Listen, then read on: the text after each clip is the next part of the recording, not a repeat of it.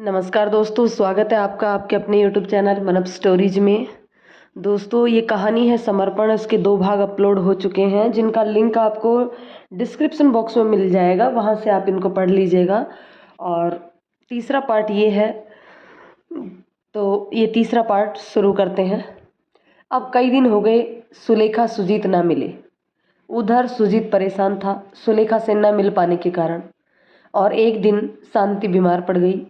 घर में लकड़ियां खत्म हो गई थी तो सुलेखा को मजबूरन जंगल जाना पड़ा। शाम हो चली थी और सुलेखा चली गई। बादल घिराए। इतने में क्या देखती है कि सुजीत उसका पीछा करते हुए जंगल तक आ गया और गले लग के बोला, सुलेखा, तुम बात क्यों नहीं करती हो? मुझसे मिलना क्यों नहीं चाहती? सुलेखा अपने आप को छुड़ाते हुए बोली, छोटे चौधरी, क्या कर रहे हो? मेरा ब्याह तय हो गया है और तुम्हारा भी। लेकिन सुलेखा, मैं तुमसे प्यार करता हूँ और मुझे किसी की परवाह नहीं, सुजीत ने कहा। लेकिन मुझे है, अपने अम्मा बाबा का नाम बदनाम नहीं कर सकती मैं। बदनामी कैसी सुलेखा? अभी चलो, मैं सबको सब कुछ बता दूंगा। हम खुश नहीं रह पाएंगे एक दूसरे के बिना, सुजीत ने कहा। तुम ही बताओ, क्या तुम मुझसे प्यार नहीं करती? क्या रह पाओगी मेरे बगैर? हाँ सुजीत, करती हूँ। तुमसे बचपन से प्यार करती हूँ और तुम्हारे बिना नहीं रह सकती।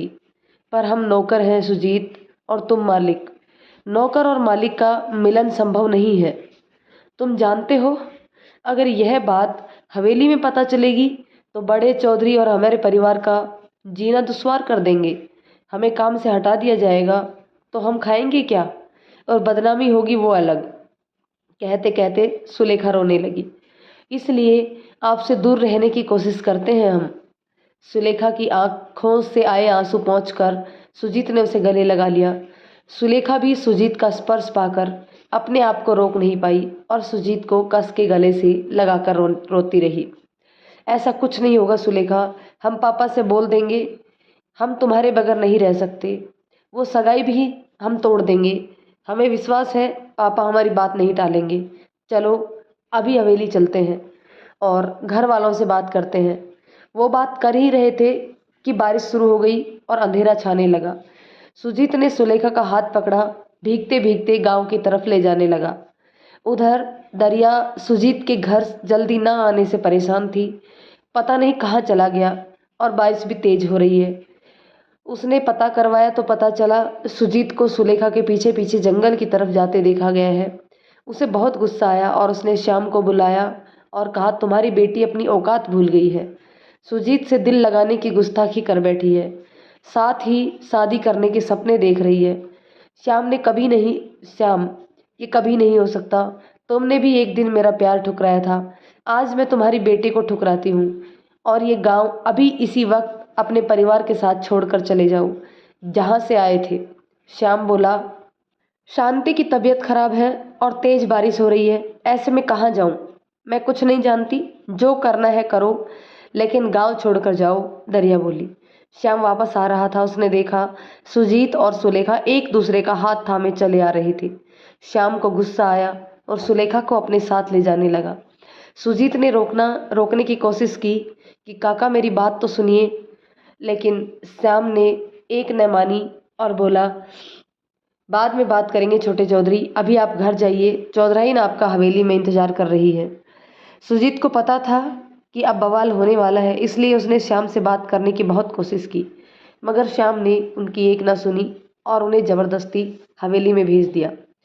श्याम ने कुछ जरूरी सामान बांधा और परिवार के साथ निकल पड़ा, भरी बरसात में, रातों रात, बिना किसी को बताए। बारिश बहुत जोरों से हो रही थी, बिजली भी कड़क रही थी, नदी अपने पूरे वेग से बह रही थी, लेकिन श्याम ने किसी की परवाह नहीं की। आज उसके आत्मसम्मान को ठेस लगी थी और उसने एक नाव खोली जो कि बहने के डर से रस्सी से बांध दी गई थी, और परिवार को बैठाया और नाव खेने लगा। लेकिन कुछ दूर जाकर नाव बेकाबू हो गई, क्योंकि पानी का बहाव बहुत ज़्यादा था और बारिश भी बहुत ज़ोरों से हो रही थी और नाव डूबने लगी। थोड़ी देर बाद नाव डूब गई। तभी दरिया का ध्यान टूटा बाहर कुत्तों के भौंकने से। दोपहर का समय था। साध्वी सीढ़ियों पर उदास बैठी थी। तभी मंदिर के पुजारी जी अपनी छड़ी के सहारे धीरे धीरे चलते हुए साध्वी के पास आकर बोले, क्या हुआ बेटी, इतनी उदास क्यों बैठी हो? क्या परेशानी है? बोलो बेटी। कुछ नहीं बाबा, बस थोड़ी थकान है। अपना ख्याल रखा कर बेटी, तेरे सिवा कौन है मेरा? अब तो पुरोहितिन भी नहीं रही। जब तू 8 साल पहले मेरी और पंडिताइन की ज़िंदगी में आई थी तो तुझे देखकर लगा कि वर्षों से जो हमारी ज़िंदगी में संतान की कमी थी वो पूरी हो गई। इतना कहते कहते पुजारी जी की आंखें भर आई। ऐसा क्यों कह रहे हैं बाबा? तुम्हारे रूप में मुझे भी तो बाबा मिले हैं। तुम और अम्मा ना होती तो मेरा क्या होता? इतना कहकर साध्वी की भी आंखों से आंसू टपक पड़े। अच्छा, अब खाना भी खिलाएगी कि बस ऐसे ही रहना होगा आज? चल उठ, खाना खाते हैं, बहुत भूख लगी है। और आज क्या बनाया है मेरी बेटी ने? पुजारी जी बोले, ये रहा खाना। तुमने कहा था ना बाबा कि अब उम्र के साथ साथ तुम्हारे दांत कमज़ोर हो गए हैं, तो कुछ ऐसा बनाया कर जो आसानी से खाया जाए। तो ये रहा दूध और दलिया, लौकी की सब्जी, आलू का भरता, हरे धनिए की चटनी और गेहूं की नरम नरम रोटियां। बहुत अच्छा बेटी, कितना ख्याल रखती है तू मेरा। साध्वी ने खाना परोस दिया और बोली, लो बाबा खाओ।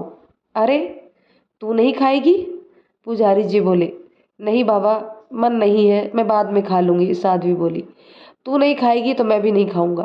क्या बाबा, तुम भी बच्चों जैसी जिद लेके बैठ जाते हो। तू भी तो दिन भर लोगों की सेवा में लगी रहती है, कभी तू भी आराम कर लिया कर। कितना काम करती है तू। अच्छा चलो, खा लेती हूँ, नहीं तो बाबा तुम कुछ ना कुछ कहते रहोगे। और दोनों लोग खाना खाकर अपनी अपनी कुटिया में आराम करने चले गए। थोड़ी देर बाद बादल घिर आए, बारिश होने लगी। बारिश को देखकर साध्वी के अतीत के पन्ने फड़फड़ाने लगे। साध्वी उस पन्ने पर जाकर रुकी जहाँ इसी तरह की एक बारिश ने उसकी जिंदगी ही नहीं बल्कि पूरे परिवार को तबाह कर दिया था। उसे वो दिन याद आ गया जिस दिन वो छोटे चौधरी से दूर हुई थी। उस दिन उसने पहली बार अपने बाबा का गुस्सा देखा था। गुस्से से जैसे कांप रहे थे बाबा। छोटे चौधरी के हाथ में मेरा हाथ देखकर शायद उनको इस सब की उम्मीद नहीं थी, और सच भी तो है, उस दिन उनकी बेटी ने उनके स्वाभिमान को ठेस जो पहुंचाई थी। उन्होंने किस तरह छोटे चौधरी के हाथ से मेरा हाथ छुड़ाकर झोपड़ी के अंदर ले गए और पूछा, क्या ये सच है? और हाँ, अगर ये सच है तो तुम्हें छोटे चौधरी को भूलना होगा। मुझे वचन दे कि तू आज के बाद छोटे चौधरी से नहीं मिलेगी। और उन्होंने मुझसे उस दिन छोटे चौधरी से ना मिलने का वचन ले लिया और साथ में गांव छोड़ने का फैसला भी। किस तरह तूफान और बारिश में निकल पड़े मैं, बाबा और अम्मा। उस दिन के तूफान ने कई दिलों को तबाह किया। एक तूफान बाहर था तो एक तूफान हमारे दिलों में उठा हुआ था। बाबा बहुत गुस्से में थे। उनके अंदर जो तूफान था वो इतना भयानक था कि बाहर के तूफान की आवाज़ें भी उन्हें सुनाई नहीं दे रही थी। इस रात तूफान में बाबा हम लोगों को लेकर ले तो गए, लेकिन इतनी तेज़ बारिश और तूफान में नाव बेकाबू होकर डूब गई। बाबा के अंदर और बाहर का तूफान एक हो गया। बाबा और अम्मा की लाशें बाद में मिली और मैं दूसरे दिन बेसुध होकर पड़ी थी नदी के किनारे। तभी पुजारी जी बाबा आए, अपने नित्य के नियमानुसार नदी पे स्नान करने आए और मुझे देखा और पास आकर मेरी नब्ज टटोली तो सिर्फ बेहोश थी। पुजारी बाबा ने आसपास के लोगों को आवाज़ देकर बुलाया और मुझे मंदिर के पास झोपड़ी में ले गए और पंडिताइन अम्मा से फौरन मेरे कपड़े बदलने को कहा और तुरंत मेरा इलाज अपनी जड़ी बूटियों द्वारा करने लगे, क्योंकि पुजारी जी के साथ साथ वो जाने माने वैद्य भी थे। और होश में आते ही मैंने पहले अपने बाबा और अम्मा के बारे में पूछा तो गांव के सारे लोगों ने उन्हें ढूंढने की मदद की और मिली भी तो अम्मा और बाबा की लाशें। और फिर पुजारी बाबा ने ही अम्मा और बाबा का अंतिम संस्कार किया और मुझे अनाथ के सर पर अपना हाथ रखा और मैं पुजारी बाबा और पंडिताइन अम्मा के साथ रहने लगी और लोगों की सेवा करने लगी। बाबा ने अपनी सारी वैद्य विद्या सिखा दी। मैं भी उनके साथ दुर्लभ जड़ी बूटियों को खोजने जाने लगी। फिर मैंने सोचा क्यों ना इन जड़ी बूटियों को मंदिर के पीछे जो ज़मीन है वहाँ उगाया जाए, और गांव के सरपंच जी की इजाज़त से मैंने ऐसा ही किया। मंदिर के तालाब से घड़ों में पानी भरकर पौधों को सींचती। मुझे ऐसे देखकर गांव के लोगों ने भी मदद करनी शुरू की और देखते ही देखते मंदिर के चारों तरफ हरियाली ही हरियाली छा गई। 8 साल में तभी पुजारी जी की आवाज़ से साध्वी वर्तमान में लौटी। बेटी जरा कंबल तो दे, बारिश की वजह से ठंड लग रही है। अभी लाई बाबा, साध्वी ने कहा। इधर दरिया बहुत परेशान थी और विचलित भी कि अब न बिंदिया को 5वां महीना लग गया है और उसे साध्वी के पास ले जाना है। लेकिन समस्या ये थी कि उसके साथ किसको भेजा जाए। कुछ भी समझ नहीं पा रही थी दरिया। एक बार फिर सुजीत, दरिया, सुखिया काकी और बिंदिया सभी गए। इस बार साध्वी ने दरिया और काकी का के पैर छुए। बिंदिया ने ये सब देखा तो थोड़ी सशंकित हुई, लेकिन किसी से कुछ पूछा नहीं। फिर साध्वी ने बिंदिया की नमस टटोली और कुछ जड़ी बूटियां देकर कहा, इन्हें समय से लेते रहना, सब ठीक है और अगली बार आप मत आइएगा, परेशान हो जाएंगी। मैं खुद आऊँगी आपकी जांच करने। अब आपके दिन आराम करने के हैं, सफ़र करना आपकी सेहत के लिए अच्छा नहीं है। और सब घर आ गए। 1 महीना बीत चुका था। साध्वी को याद आया कि उसे बिंदिया की जांच के लिए जाना है। आज कुछ ज़्यादा ही मरीज थे और उन्हें देखते देखते दोपहर हो गई और फिर बाबा के लिए खाना बनाना था। ज़्यादा देर होने से उसने साथ में ही शाम का खाना भी बना दिया। बाबा को खाना खिलाकर और खुद खाना खाकर निकल पड़ी बिंदिया की जांच करने। दरिया की हवेली पहुंचते पहुंचते साध्वी को शाम हो गई और ऊपर से नदी का रास्ता वापस कैसे जाएगी। जाना भी जरूरी है। बिंदिया को 6वां महीना लग गया है, उसकी जांच करनी भी जरूरी है। अगर देर हो गई तो वही गांव के मंदिर में रुक जाएगी, लेकिन हवेली में कभी नहीं। यही सब विचार मन में चल रहे थे कि तभी नाविक ने कहा, दीदी गांव आ गया है और संभल कर उतरिएगा। ठीक है भैया, कितने रुपए हुए? सुलेखा बोली। आपसे क्या रुपये लेना दीदी, आप तो सारे गांव की सेवा करती हैं, आपने इतने लोगों को ठीक किया है। अरे भाई, ऐसा करोगे तो कमाई कैसे करोगे? घोड़ा कभी घास से दोस्ती करता है भला? सुलेखा बोली। अच्छा ठीक है, जब आप वापस आइएगा तब ले लूँगा, नाविक ने कहा। सुलेखा गांव में पहुंचकर सोचने लगी, कितना कुछ बदल गया है 8 सालों में, सब कुछ और साथ में मेरी जिंदगी भी। चलो, हवेली भी आ गई। सुलेखा को हवेली पहुंचते पहुंचते अंधेरा हो गया। उसने दरवाजे पर दस्तक दी तो एक नौकरानी ने आकर दरवाज़ा खोला और पूछा, किससे मिलना है? बड़ी चौधराइन है, उनसे मिलना था, सुलेखा बोली। हाँ, अंदर आइए। बड़ी चौधराइन, देखिए कोई आया है। कौन है? अच्छा सुन, यहाँ बैठक में भेज दे, दरिया ने बिना उसकी तरफ देखे जवाब दिया। ठीक है चौधराइन, भेजती हूँ। सुलेखा बैठक में पहुंची, तुरंत दरिया के पैर छुए और बोली, जल्दी से छोटी चौधराइन को बुला दीजिए, मुझे वापस जल्दी जाना है, नहीं तो नाव की आखिरी फेरी भी निकल जाएगी। कोई बात नहीं, आप यहाँ रुक जाइए, हम अभी किसी लड़के को नदी किनारे भेजकर नाविक से तुम्हारे गांव खबर पहुंचा देते हैं कि आज तुम हमारे साथ रुक रही हो। दरिया खड़ी होते हुए बोली, नहीं बड़ी चौधराइन, आप छोटी चौधराइन को बुला दीजिए, मैं उनकी जांच करके वापस चली जाऊंगी। सुलेखा ने हाथ जोड़ते हुए कहा। क्यों सुलेखा, हमें माफ़ी मांगने का भी मौका नहीं दोगी? और दरिया रो पड़ी। उसकी आंखों में पश्चाताप के आंसू थे। वो अपने उस फैसले पर शर्मिंदा थी कि अगर उस दिन वो उस भरे तूफान में उनको जाने के लिए ना कहती, उन्हें मजबूर ना करती, तो सुलेखा आज अनाथ ना होती, उसके माँ बाबा जिंदा होते। उसके लिए पूरी तरह वो ही जिम्मेदार थी। और एक तरफ से सुलेखा है जो इतना सहन करने के बाद भी हमारे लिए यहाँ तक चल के आई है ताकि बिंदिया को कोई परेशानी ना हो। सुलेखा दरिया के आगे विवश हो गई। उस रात वो हवेली में रुकी, बिंदिया की जांच की। थोड़ी देर दरिया और काकी से बातें करने के बाद दरिया बोली, चलो खाना खा लो, तुम्हारे लिए अलग से खाना बनाया है, बिना लहसुन प्याज और मसाले का।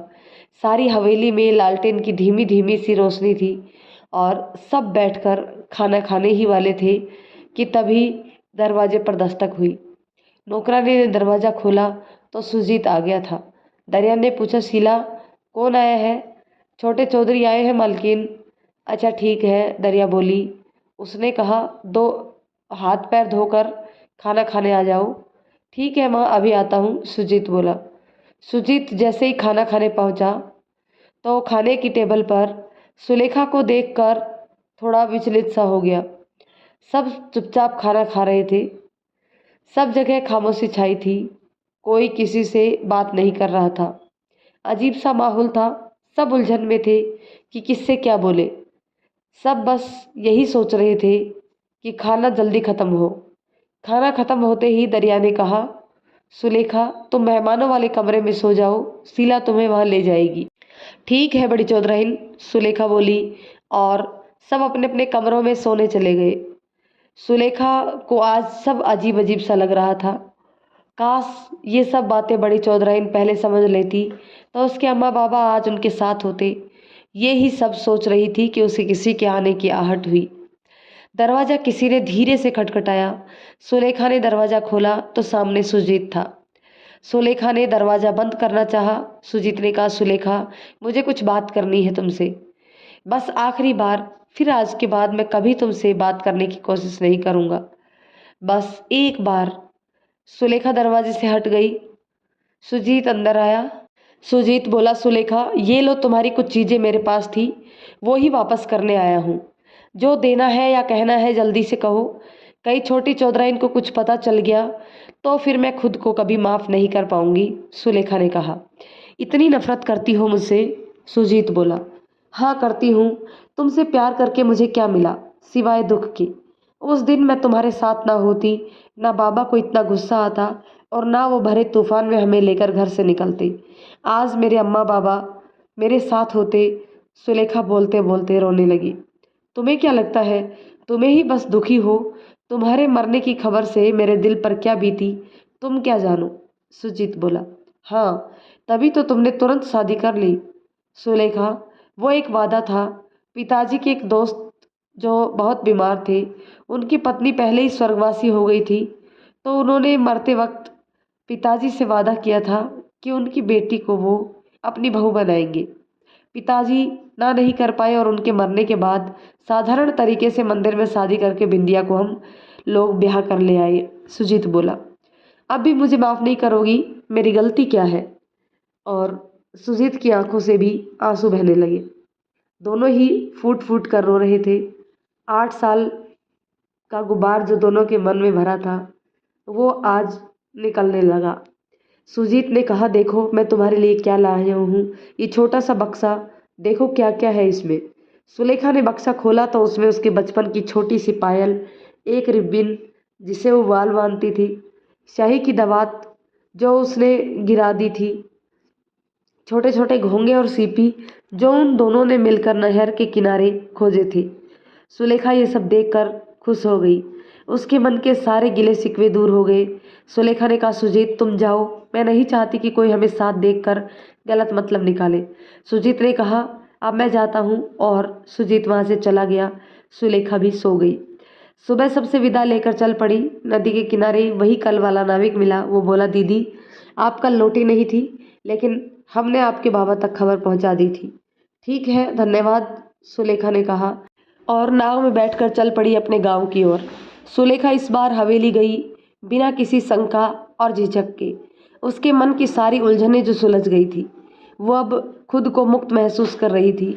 उसने बिंदिया की जांच की और कहा कि अब आपको मेरी जड़ी बूटियों की ज़रूरत नहीं है, बस आप अब खाना पान का ख्याल रखिए, हल्का खाना खाएं और हरी साग सब्जी ज़्यादा खाएं और सुबह सुबह की ताज़ी हवा में टहलें, बस क्योंकि 7वां महीना लग गया है, अब आपको अपना ज़्यादा ख्याल रखना होगा। और अब मैं चलती हूँ छोटी चौधराइन, सुलेखा बोली। आप मुझे छोटी चौधराइन क्यों कहती हैं? मैं तो आपसे छोटी हूँ, बिंदिया बोली। एक बात कहूँ सुलेखा जी, पिछली बार आप आई थी तो आपके और सुजीत के बीच की बातें मैंने सुन ली थी। माफ़ कीजिए, मुझे ऐसा नहीं करना चाहिए था, लेकिन जब आपने माँ और काकी के पहली बार मिलने पर पैर छुए तो मुझे थोड़ी शंका हुई कि शायद आप पहले से सबको जानती हैं। और फिर सुजीत उस दिन आपको घर में देखकर थोड़ा विचलित सा हो गया था, तो मुझे ये सब देखकर अच्छा नहीं लगा। फिर सबके सोने के बाद छोटे चौधरी कमरे से बाहर आए तो मैं भी उनके पीछे पीछे आई, तो देखा वो आपके कमरे के पास रुक गए और आपके दरवाजे पर दस्तक दी, और शायद आप दरवाज़ा नहीं खोलना चाहती थी, लेकिन बाद में आपने दरवाज़ा खोला, वो अंदर गए, तो मैं खुद को नहीं रोक पाई आपकी बातें सुनने के से। लेकिन आप लोगों की बातें सुनने के बाद मेरे मन की सारी शंकाएं दूर हो गई। सुलेखा जी, मेरा तो मायके में कोई नहीं है, क्या आप मेरी बड़ी बहन बनोगी? बिंदिया की आंखों में आंसू आ गए तो सुलेखा ने उसे गले से लगा लिया और दोनों एक दूसरे के गले लगकर रोने लगी। उनकी ये सब बातें सुजीत भी सुन रहा था। उन लोगों के पास जाकर बिंदिया से बोला, मुझे माफ़ कर दो बिंदु, देखो तुमसे बहुत कुछ छुपाया है मैंने, आप मुझसे माफ़ी ना मांगे छोटे चौधरी, वो तो आपका अतीत था और जो होना था वो तो हो गया, बिंदिया बोली। फिर सुलेखा बोली, अब मैं चलती हूँ, बाबा की तबीयत ठीक नहीं रहती, वो मेरा इंतजार कर रहे होंगे। सुलेखा गांव पहुंची तो देखा बाबा लेटे हुए हैं। क्या हुआ बाबा, तबीयत ठीक नहीं है? ऐसे क्यों लेटे हैं? पता नहीं बेटी, आज तबीयत कुछ ज़्यादा ही खराब लग रही है। जड़ी बूटियां भी ले ली लेकिन आराम नहीं लगा। लगता है भगवान का बुलावा आ गया है। ऐसा मत कहो बाबा, आपके सिवा मेरा कौन है? सुलेखा बोली। लेकिन बेटी, बहुत ठंड लग रही है। सुलेखा ने बाबा के माथे को छुआ तो देखा कि वो बहुत गर्म है। उन्हें बहुत तेज़ बुखार था। बाबा, आपको मैं कुछ जड़ी बूटियां दे देती हूँ, शायद कुछ आराम लगे। नहीं बेटा, अब कोई भी दवा असर नहीं करेगी। इस तरह 2 हफ्ते गुजर गए लेकिन बाबा की हालत में कोई सुधार नहीं हुआ और एक दिन बाबा सुलेखा को छोड़कर चले गए। सुलेखा खुद को बहुत अकेला महसूस कर रही थी। उसके जीने का बहाना जो चला गया था। बाबा की 13वीं में दरिया और सुजीत भी आए थे। सुलेखा को दिलासा देकर चले गए, लेकिन जिसके ऊपर बीतती है वही जानता है। इधर सुलेखा अपने आप को संभालने की कोशिश कर रही थी, लेकिन अब भी उसका मन किसी काम में नहीं लगा था। वो ज़्यादा मरीजों को भी नहीं देखती थी, ना खाना बनाती। कुछ कोई कुछ खिला देता तो उसे खाए ही दिन भर बनी रहती। अंदर से उसके जीने की इच्छा ही मर गई थी। धीरे धीरे वो अंदर से बीमार हो रही थी। इधर बिंदिया का 8वां महीना खत्म होने को था, लेकिन सुलेखा जांच करने नहीं पहुंची थी। दरिया ने सुजीत को भेजा सुलेखा को लाने। सुजीत पहुंचा तो देखा कि सुलेखा की हालत कुछ ज़्यादा ठीक नहीं है, लेकिन सुलेखा ने कहा ठीक है और साथ में चलेगी बिंदिया को देखने के लिए। वो चल पड़ी और फिर से वही नाविक मिला। आइए दीदी, बड़े दिनों बाद आई, नाविक बोला। हाँ, तेरा नाम क्या है रे? सुलेखा ने पूछा। मेरा नाम रामू है, नाविक बोला। ऐसे ही बातें करते करते गांव आ गया और सुलेखा हवेली पहुंची। बिंदिया की जांच की और कहा, 1-2 दिन बाद 9वां महीना लगने वाला है, अब खास ख्याल रखना होगा, धीरे धीरे चला करो, कोई भी भारी काम नहीं करना। अब मैं चलती हूँ, इस बार मैं 3-4 बार आऊँगी जांच करने। और सुलेखा वापस आ गई। उधर बिंदिया को 9वां महीना लग गया था। सुलेखा हफ्ते में 1 बार जरूर जांच करने आती। इस तरह 2 हफ्ते गुजरे। उधर सुलेखा की तबीयत भी बहुत खराब हो गई। बहुत तेज़ बुखार था उसे और हवेली भी जाना था, लेकिन उसकी हिम्मत नहीं हो रही थी। लेकिन एक दिन कुछ ऐसा हुआ जिसे किसी ने सोचा ही नहीं होगा। बारिश का मौसम था, बादल छाए थे, शाम का समय था। बिंदिया सीढ़ियों से गिर गई और उसे चोट आ गई और प्रसव पीड़ा शुरू होने लगी। दरिया ने तुरंत नाविक द्वारा सुलेखा तक खबर पहुंचाई। शाम होने को थी। सुलेखा जैसे ही नदी किनारे पहुंची वैसे ही बारिश होने लगी। नाविक ने कहा, दीदी अभी नहीं जाते, अभी बारिश आ गई है और आपकी तबीयत भी ठीक नहीं है। मेरा जाना बहुत ज़रूरी है, किसी को मेरी मदद की ज़रूरत है। लेकिन दीदी, ऐसे मौसम में कैसे जाएगी? रामू बोला। मैं जा रही हूँ, तेरी छोटी वाली डोंगी दे दे, मैं खुद ही खेकर चली जाऊँगी। और सुलेखा डोंगी लेकर चली गई। उसने साथ में सारी जड़ी बूटियाँ उस छोटे से बक्से में रख ली जो सुजीत ने दिया था। और बारिश धीरे धीरे तेज होने लगी और हवा बहुत तेज थी। सुलेखा डोंगी को खे नहीं पा रही थी। आधी दूर से ज़्यादा पार कर गए आई थी। डोंगे में पानी भरने लगा क्योंकि बारिश बहुत तेज थी। सुलेखा ने बक्से को साड़ी के पल्लू की मदद से कमर में बांधा और तैर कर जाने की सोची और निकल पड़ी। उसकी हालत बहुत ख़राब थी, ऊपर से तबीयत भी ठीक नहीं थी। वो तैर नहीं पा रही थी, लेकिन उसने हार नहीं मानी। जैसे तैसे वो अपनी मंजिल तक पहुंच गई। गिरते पड़ते अंधेरी और भरी बरसात में हवेली पहुंची। दरवाज़ा खटखटाया और दरवाज़ा खुलते ही अंदर आकर गिर पड़ी। शीला ने तुरंत दरिया को आवाज़ लगाई। दरिया के आते ही सुलेखा ने कहा, मेरी कमर में जो बक्सा है उसमें कुछ जड़ी बूटियां हैं, उन्हें निकाल कर खिला दे और कुछ पेट में मल दे, छोटी चौधराइन को आराम लग जाएगा। पहले तुम अपने कपड़े बदल लो, तुम्हारी तबीयत ठीक नहीं लग रही है, दरिया बोली। आप मेरी चिंता ना करें, मरीज का ख्याल रखना बहुत ज़रूरी है, सुलेखा ने कहा। दरिया ने वही किया जैसा सुलेखा ने कहा। शीला ने सहारा देकर जैसे ही सुलेखा को बिस्तर पर लेटाया, सुलेखा हिचकियां लेने लगी। इतने में सुजीत सुलेखा के पास आया। सुलेखा को ऐसी हालत देखकर रोने लगा। सुलेखा बात भी नहीं कर पा रही थी, उसे सांस लेने में बहुत परेशानी हो रही थी। उधर बिंदिया को सुलेखा की जड़ी बूटियों से आराम लग गया और प्रसव पीड़ा कम होने लगी थी और प्रसव आसानी से हो गया। इतने में दरिया खबर लेकर आई कि बेटी हुई है और सुलेखा ने यह खबर सुनकर अपनी आंखें मूंद ली। हमेशा के लिए सो गई सुलेखा। सुलेखा का ये त्याग, ये समर्पण दरिया कभी भूल नहीं पाई। तो दोस्तों कमेंट करके ज़रूर बताइएगा कि कहानी आपको कैसे लगी। यदि कहानी आपको पसंद आई हो तो प्लीज़ कहानी को लाइक शेयर करें। चैनल पर नए हैं तो प्लीज़ चैनल को सब्सक्राइब ज़रूर कर लें। धन्यवाद दोस्तों।